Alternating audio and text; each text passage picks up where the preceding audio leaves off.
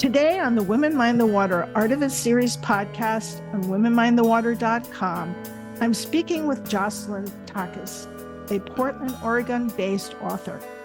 At the age of 22, she was living in Louisiana when the Deepwater Horizon oil rig exploded. The Deepwater Horizon explosion remains the largest accidental oil spill in history.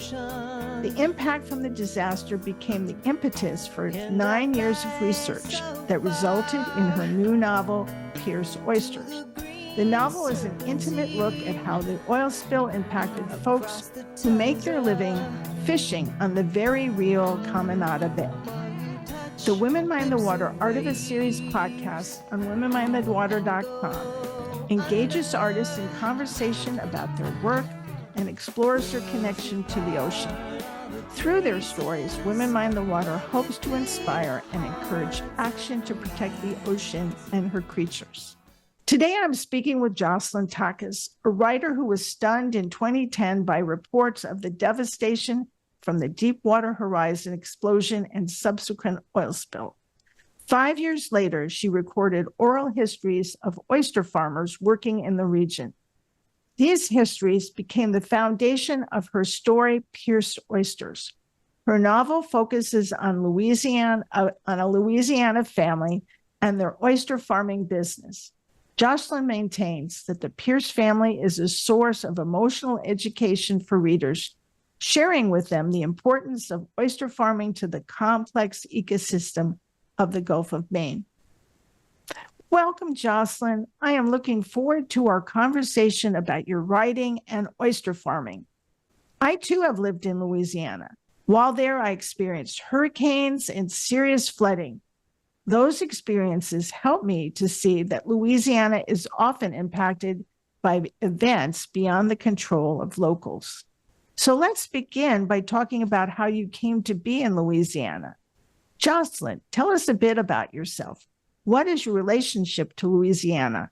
Is your family from there? I grew up in Virginia, actually, and I went to college in Virginia. And then after I graduated from college, I moved to Louisiana, to New Orleans. I was on a road trip and I stopped in New Orleans. And so I lived there after college and I worked a few odd jobs. At the time, I was waiting tables in the French Quarter and teaching French at a summer camp, a French immersion summer camp in Uptown. And that was also at the time of the BP oil spill. So what is your connection to fishing and how did you become interested in oyster farming? So I don't have an explicit connection to fishing, but I became interested in oyster farming because I read an article during the oil spill. It was a profile in a weekly paper in New Orleans, and it was about an oyster company that had been in operation for 90 years. Multiple generations of family had run this company, and they were closing down as oil was making its way inland from the well site. So I knew nothing then about oyster farming, and I just became a bit obsessed. I couldn't get it out of my mind. I didn't know that I was going to write a novel then, or even that I was going to do any more research about it. But when I graduated from my MFA and I knew I wanted to write a novel, I thought back to that interview that I read back in 2010 and thought, I wonder what happened to that company and to that family. Why did you choose to tell the story of the Pearce family, particularly as they are a dysfunctional one with issues including estrangement and addiction? You know, I think families are all complicated and all flawed. And novels are stories about people who are struggling. So in the case of the Pearce family, there's some addiction, there's a political rift in the family, there's a fight over an inheritance. and there's a tradition of oyster farming that all fuels their relationships and also their conflicts. I knew when I was writing the novel, because it's fiction, that I'd have to invent a family. And I think when you're writing fiction, you discover who characters are less than you decide who they're going to be. And that was my experience writing the Pearce family. Do you have personal experiences with estrangement or addiction, or did they talk to you from somewhere else? Experiences of my life, people I've known who've struggled with addiction and certainly estrangement. So can you define for me what emotional education is? I think, if I'm remembering correctly, that was from an interview in which I was talking about oral histories. And oral histories are a wonderful way to understand an environmental disaster or any current event, because they give you the felt experience of what it was like living through that. And it's not a summary, it's not condensed. They're sort of the ins and outs of the day-to-day of living through a disaster. And so in 2015, I received a grant to record the oral histories of oyster farmers in Louisiana before I embarked on writing this novel. And I interviewed oyster farmers from across the state, and as a result, really got to understand not just what happened in the spill, but what the emotional toll of living through the disaster, both for your livelihood, but also for the industry. Well, you very clearly laid out in your novel the emotional toll. It was interesting that there were farmers or oyster farmers who were well aware, and others that just denied that it was happening, and it just slowly seeped into everybody's life. And that was, I guess, my emotional education, that there are even deniers eventually get caught up in something like the oil spill. In Maine, oyster farming is not done in the colder months. However, some oyster farmers turn to kelp farming to boost their income. I'm curious to know, is the work of oyster farming in the Gulf of Mexico done on a 52-year, that would be a long time, done on a 52-week-a-year basis, or is it a seasonal job? It is year-round, particularly for families that have their own reefs and lease their own reefs from the state of Louisiana. They have oyster beds in various states of production at all time. So sometimes they're harvesting oysters for the market.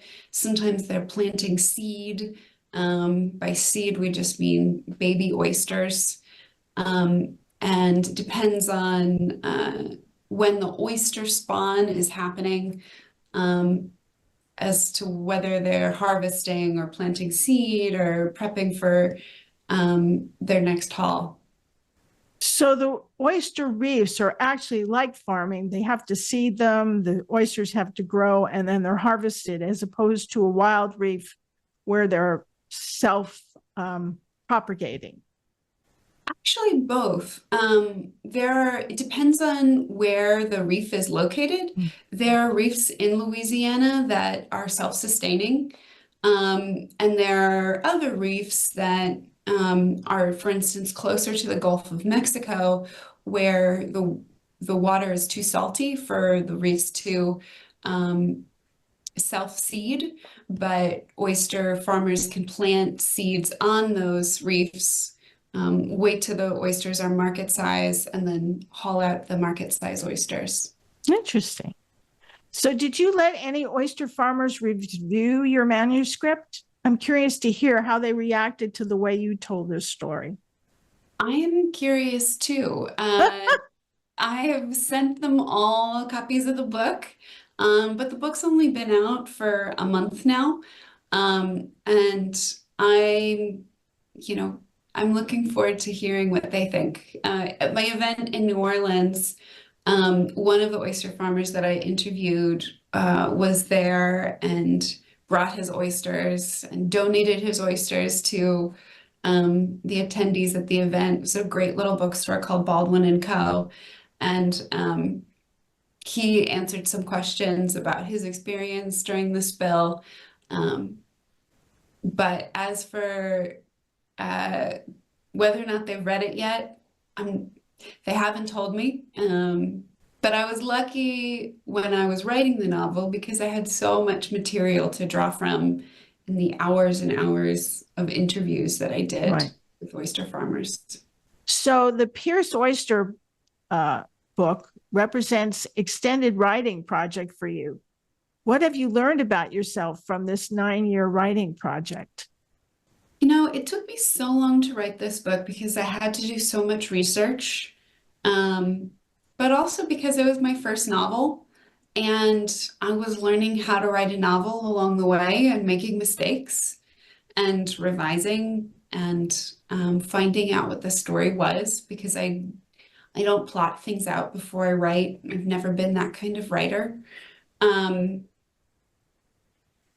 And I think one of the things that I learned and forget and have to learn over and over again is just that the writing itself has to be its own reward. A good day is a good day of writing is the best feeling and should be enough to sustain this, well, What, career slash hobby that I have of writing fiction. right. What is a mistake when you say you made many mistakes? Can you give an example of a mistake that a novelist makes? Sure. Well, I mean, for instance, I thought in the beginning that maybe the novel needed to start on the Deepwater Horizon oil rig.